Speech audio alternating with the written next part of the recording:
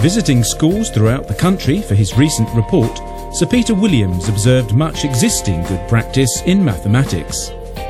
However, his review does identify some key areas where maths learning could be significantly improved. One school that particularly impressed Sir Peter is the inappropriately named Week Primary in Winchester. So, what are they doing at Week to strengthen their maths teaching? What are they doing to make maths real? Alice the camel had 5 humps. Alice the camel had 5 humps. Alice the camel had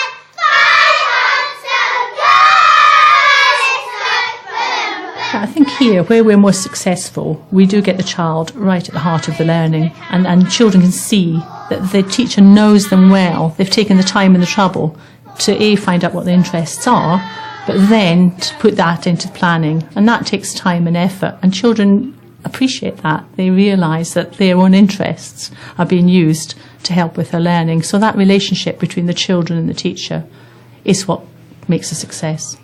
Okay, so hands ready. So we go down. What I always try and do is start off the lesson with a warm-up exercise, some sort of breathing, some sort of active standing up, clapping, anything really to just get the children on the ball. Then we tend to do a song, anything that has sort of counting in it really, that the children can get up and enjoy singing. And then before I actually start the main input of whatever the lesson is going to be, I will do some sort of number work. Can you show me 2? 2. Okay, show me 7. 7. Good girl. The most important thing is that the children have fun. They look forward to coming to their lessons. They're energetic and they are learning through their actions. And 10! Well done, well done. How many spots on this side? Can you show me? How many spots on this side of Bill the ladybird? Show me. What do we do, Sam? I don't want them to get to Key Stage 2 and say that they hate maths. I want them to get to Key Stage 2 and really love it and understand it. How many? Show me. There's 10. So should we show how we do that as a number bond? We say 0 and 10 equals 10. I devised these symbols at the beginning of the year alongside the children. To make it the maths more personal to them so that they have ownership of their mathematical learning, and I think it's really worked quite well. What is an equal sign? Equals, Sam. I didn't know when I devised them how well it would go down if they would actually remember it or not, but they have, and they've really taken it on board, and now when we're doing any addition they use those symbols as well, and it really enforces the point. Add 9 equals 10! Oh, brilliant. They actually get to get up and use their bodies, and they're always having to think ahead, which is key in maths. It's not that they've learnt it by rote, because they have to remember those symbols and where they're going to put them. Zoe, how many spots on this side? 2. Who can tell me? What Sir Peter particularly liked was the culture. He liked the fact that fun and enjoyment and confidence underpinned what we do in maths. The teachers have to be relaxed and confident, and they have to have fun teaching the subject. Just going to wait for everyone to have the right sausages up. 3 add 7 equals 10! There are more smiles across the corridor where Jane is teaching a mixed Year 3 and 4 class. 100 units! 100 units! Numbers in the column. Numbers in the column. 2 lines, 2 lines. 2 lines, 2 lines. Add. Add the right. Add the right. Add the left. Add the left. Boing tens over. Boing tens over. Boing hundreds over. Boing hundreds over. Put it under. Put it under. I want the children to learn without knowing that they're actually learning. So I think if you make the lesson really fun and enjoyable, they forget that they're learning and they just do it without thinking. George! Now, using our rap, what's the next thing we've got to do? 2 lines, 2 lines. 2 lines, 2 lines. Let's put 2 lines in. The success criteria we developed together as a class, and we looked at column addition, and then we wrote lists on a step-by-step guide on how to achieve that. Add the right, then add the left. That's to tell you, like, first of all, you add the units, which is like...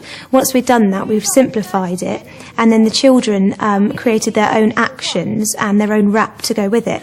Boing 10's over, because you have to put the 10...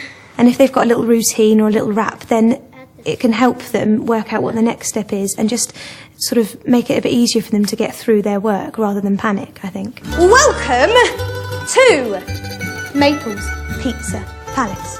I do try and put a lot of drama into lessons because I think it makes it more exciting for the children and it helps them to get into a different mindset. And I think that's part of my job, to make them enjoy what they're doing and to show them, to model how to enjoy something and how to have fun, I think is a really important thing for a teacher to do.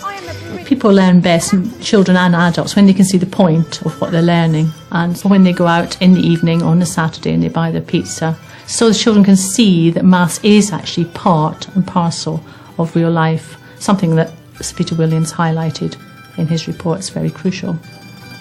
Here's your menu, sir. Thank you. I'll give you a few minutes to order. Years 3 and 4 have turned their classroom into a pizza restaurant. It will give them some real-life experience of using decimals. Which one? Have mushroom pizza. Nah, I don't like mushroom pizza. No, you wanted just bacon. £2.50. Thank you. I think I'll have a ham and pineapple pizza, please. 6. £5.64, please. This is a special lesson and it's unrealistic to try and do something like this every day for preparing resources and for making and getting it organised. But you need to treat the children to a really fun lesson like this every week, I would say.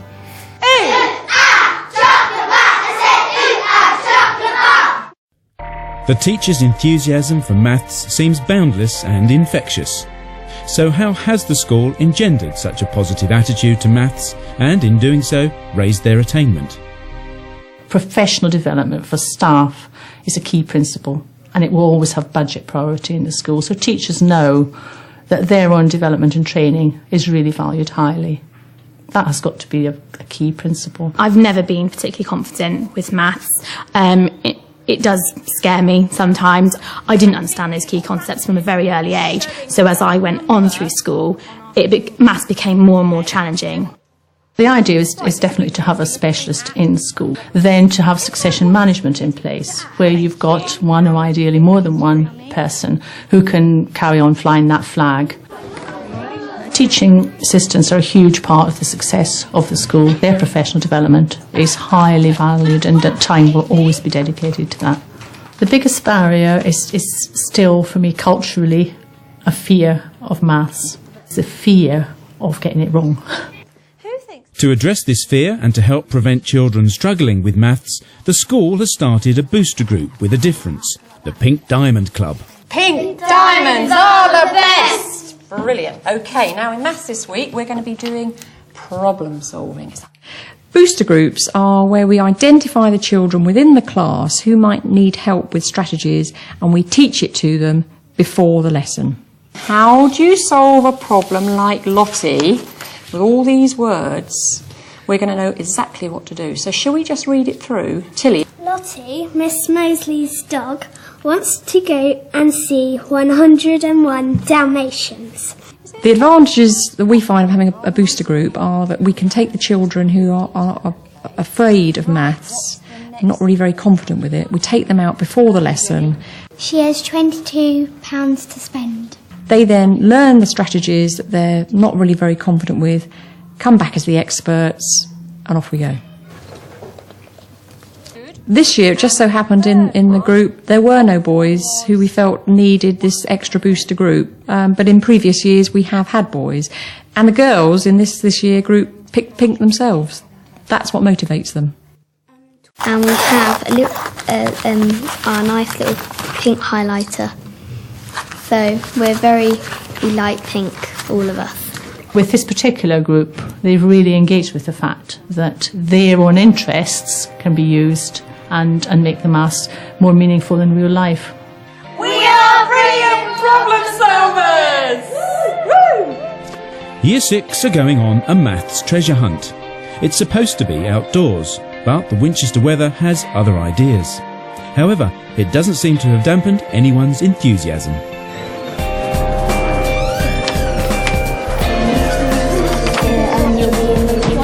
There's a monster about. There's a monster about. Please sit. I love a lovely bunch of coconuts. Have a banana. Where are their bananas? The whole aim of the treasure hunt was to get the children to think about problem solving as a step-by-step process. And he loves adventures. They go and find a clue as to where the problem is hiding.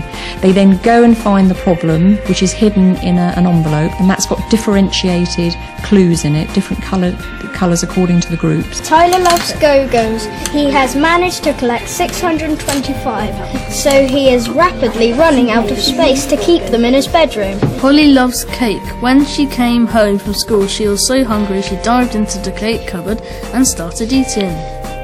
How much cake had Eleanor eaten in total? They then work in their pairs to answer the question. Once they've answered the question, they come back and check it with the teacher. Okay, Tyler, so we need to work out, you have 625 little Go-Go's. Yeah. And we need to work out how many boxes, and you need to tell me how you got that answer, okay? So how are we going to do that? Okay, so you've got the answer to this one? Yeah. Right, 157 remainder 6. We've got very good mathematicians in this group who still make very simple mistakes because they don't read problems or analyse and apply problems properly. So by doing an active treasure hunt, it was good fun. They could concentrate on the questions and try and really think about it in pairs as to what the question was they were going to answer. Have you ever heard of a remainder 6 of a ticket? I think it's more interesting than just sitting at a table with a pen and paper, because I think you take things in easier as well. The best quote I can give you is when I'd done one of these activities and I heard one of the boys in my class turn to his friend and say, "Hey, it's great this, we haven't done any maths at all today." So they look on it as just fun. They don't actually see it's maths, and I think that's why it's so important. Just trying to get them to do maths, but in a real life situation. You got that one. Right! Yay! Well done, congratulations. They want to see you having fun, they want to see you enjoying yourself so they can feed off that enthusiasm. They love maths, they love doing maths, they get so excited, they want to show off about how brilliant they are at maths. Children are building up the skills for life, and they're having some fun along the way. And if you can do both, then you've got success.